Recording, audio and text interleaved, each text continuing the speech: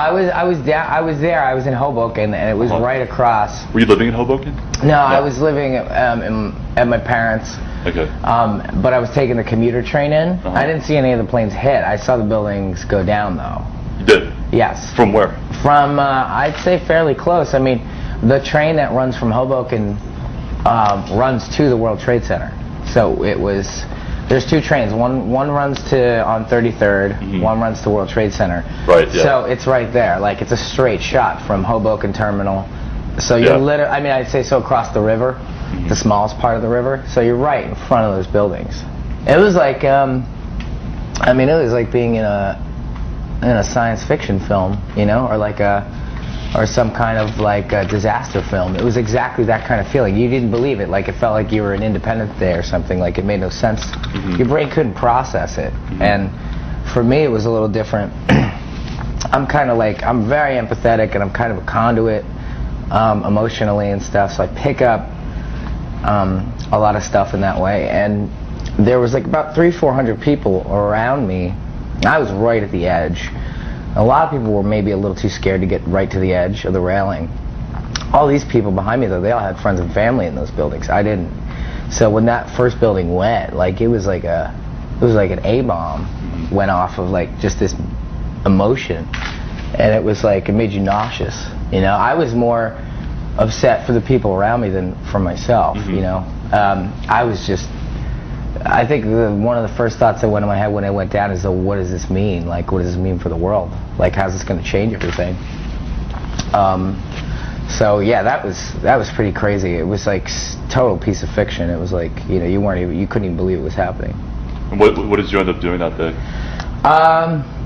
They were sending people back home on the trains for free. They were basically just shuttling people out, and I ended up walking home that day. And I got off the train and walked home, and my mom was really excited to see that I was still alive and that I was able to also get home so quickly. But the train ride back was very interesting, because you were surrounded by people that were like businessmen and, you know, people just a different age and a different class than me. They were all like kind of like entrepreneurs or something, and they were all just talking about, I heard people like calling people just, you know, talking about having families now and getting married and just like all these things, and then talking about the opposite of that. You'd see differing opinions. Like, the guy next to you would be saying how he didn't want to raise a kid in a world like this, and another guy would be saying how he wants to get married and start a family now and stop running around. So that was pretty interesting. I mean, I'm a total people watcher, so I was observing a lot that day. And how did that lead to the creation of the band? One of the other things I thought about when that first building went down was a big thing that went through my head was, you know, everything's kind of pointless that you're doing right now. I was involved in commercial art in New York, trying to pitch a show to Cartoon Network that was extremely frustrating, because I was dealing with a company that had optioned the cartoon show that didn't quite get it, and I think they were more interested in turning it into toys or pillowcases and shit like that, and it was really disheartening. And that was my first ever taste of creating something and seeing it take off a little bit, and it didn't feel good. And at that moment I was like, oh, this doesn't mean anything. This is all garbage. Like, this is all bullshit. And I need to do something that actually means something, or my life's gonna mean nothing. Just like this cartoon means nothing. Like, it's all going to mean nothing if I don't do something.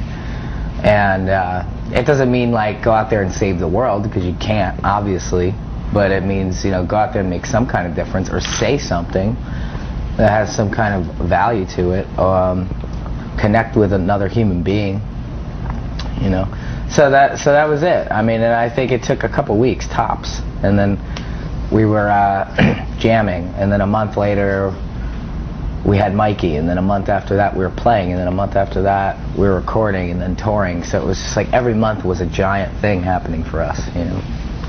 So do you think have you found like that meaning through this? I absolutely. I mean, I feel like I've accomplished a lot, my personal goals with the band, And yeah, I think we created something special together, and I wanted to be part of a team. I didn't just want to be it myself. I think we created something very special together. I think it means something. It meant something when it started. It said what it kind of had to say, and so that's an interesting position to be in, because I don't necessarily think the next album we make, I don't necessarily know that it needs to say something. I think we're kind of finished in that regard. Yeah, so it's going to be interesting to see what we do next, because I guess, quote unquote, the mission or the goal or whatever it was, that feels, yeah, I feel very complete about that.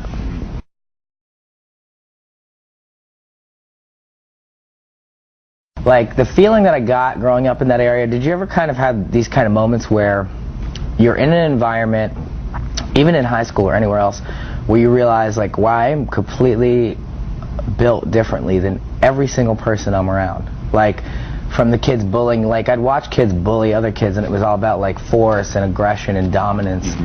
And I was like, wow, why am I not like that? Like, why am I not prone to conflict like all these other kids I'm around? Why am I not prone to violence? Why am I not prone to act out? Why does violence, like, why do I realize it's so wrong? And why does it make me nauseous? And why do I want to create things instead of destroy them? And all I saw around me was other kids that just wanted to destroy something. If some kid got a new bike, another kid wanted to take it and jump it and destroy it. And I never understood that. The same thing. That's what's interesting. We'll play something like Reading Festival, and I'll get hit with like a golf ball or a bottle of piss, and I'll be like, wow, why am I not like that guy? What makes me different like that? Why do I want to just create something really special and kind of just like basically give it to the world? And there's other people that are just they just hate themselves so much that they want to act out in aggression against something, something that stands for really just, and that's the kind of response this band is supposed to get. Like, it was a wake-up call in the regard that we hadn't had that response in a long time, but when the band started, we would get physical threats, because it was flamboyant and it was unapologetic. That's what this band is. So I guess it had been a long time, and a lot of award shows later, and a lot of magazine interviews later, where it was like, wow, I forgot what that felt like to be the outcast, to represent every kid in the crowd that didn't really fit in at all, So what did that feel like then, getting hit with getting bottled? What did that feel like? It was exhilarating and extremely challenging, There's nothing like that to humble you more, or let you know that there's still something to fight for, or that the world wants what it wants. Like, you can't change the world. You can't fight the world. The world is always going to win based off what it wants. But it also makes you realize that sometimes there's just like a majority out there, or a minority out there, that's extremely aggressive, when in fact you're playing for the majority, which is A, really enjoying what you're doing, and B, very peaceful people. So, but it's interesting. I think the polarizing element to the band is really exhilarating. It's very exciting. You never get bored. So when you got like hit with the bottle, you felt like exhilarated? Yeah, I mean that actually ended up. I think when all is said and done, I mean, we'll have. We've had shows since that I feel were like maybe my personal best, or I said something extra witty that day or extra important. But I think when all is said and done, people will look at that very specific show and say that was the most important show of this band's career, because they got up there facing a tremendous amount of opposition and won an entire crowd over, and did it with every single camera on them and everybody facing them. And so I think that's why it's important, because it really sums up the band in one 40-minute set. It was not easy. It was like a volley at first, and then just stopped, and there was cheering, and there was excitement, and there was positivity, like a current through the audience. And it was really amazing. It's amazing to watch some of the footage that BBC captured of it. It's pretty awesome.